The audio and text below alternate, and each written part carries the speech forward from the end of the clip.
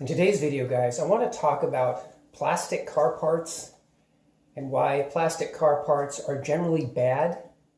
For years now, auto manufacturers have been going to more and more plastic parts. And there's a couple of reasons. They're lighter and they're cheaper to manufacture. So for the last 20 years or so, we've seen more and more auto manufacturers using more and more plastic parts. And, plastics, they're not bad in every way, but the main problem is that they tend to dry out. The plastic tends to dry out and you start getting cracks and leaks. So, for example, this right here is part of the air intake system on my BMW. And basically what this does is the mass airflow sensor goes here, and then around this turn here, you have the throttle body. And of course, right here, unfortunately, you can see that it is completely cracked right through there. And so that means any hose that's connected is going to start to develop a vacuum leak. And that is indeed what happened with my car. And I had to replace this with another plastic part. Now, the good news is the aftermarket plastic parts, if they fit, because that's a big issue right there. They may not fit. But if they do fit, they generally are not very expensive. Granted, if you have to buy this stuff from the dealer, they're going to charge you a lot of money.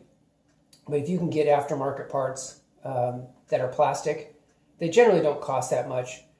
But you just have to be aware that certain components, whether they be radiator components, air intake components, parts of things like brackets that hold things on, battery covers, etc., these are all going plastic.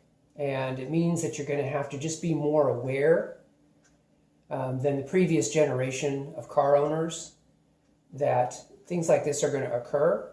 Now, there are ways you can protect yourself a little bit. You can spray a lot of plastic components down with different chemicals that are really good, like Aerospace 303, and different things like that.